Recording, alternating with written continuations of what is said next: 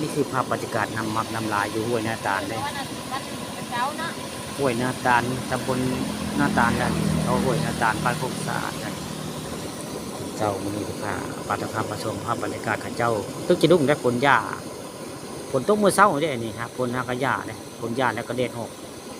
นี่ก็เป็นภาพของเมียอาจารย์เมธีเพิ่นได้มาตึกจะดุ้งอยู่บริเวณสะพานวังสังแก้ว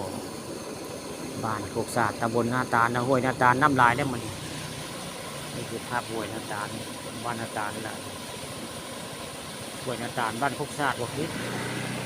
ห้วยนาตาลบ้านโคกสะอาดอำเภอตะงอยแหละนี่ภาพนะครับผสมภาพบรรยากาศน้ำลายได้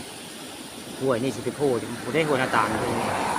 ห้วยนาตาลก็จะเป็นผู้มาโคกสะอาดห้วยอันเดียวกันห้วยมีปูตานั่นแหละ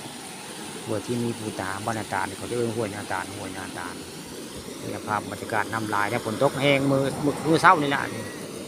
มือเศร้านี่ฝนตกได้ข้าเรือภาพบรรยากาศห้วยนาตาลบ้านคำขามาให้เบิ่งได้มีคนมายกยอจะดุ้งผู้เดียวได้บ่นี่คนญาติมีคนมันยกยอจะดุ้งบริเวณวังสังแก้วบ้านโคกสะอาดตำบลนาตาลนะเจ้าคนเพิ่นมาจากงานเขาดำบ้านนาอ่างเป็นเจ้าคนเพิ่นกำลังสิมือกันเจ้าคนบ้านนาอ่างนั่นแหละเพิ่นว่ามันมาจากงานเขาดำเมียจันเหลี่ยมเพิ่นเอาบ้านนาอ่างเนี่ยเพิ่นบอกนี่แต่ความบรรยากาศน้ำแห้งได้หัวนาตาลมีน้ำแห้งหัวนาตาลแต่อยู่บ้านโคกสะอาดได้ตรงนี้ตั้งเทิงก็ไปหัวนาตาลคือหม่องกุหลาบปูตาตลาดนาตาลเขาหุนั่นก็แม่นมาจากพุ่นแต่น้ำมันมาจากบริเวณหลังปูตาห้วยนาตาลหม่องตลาด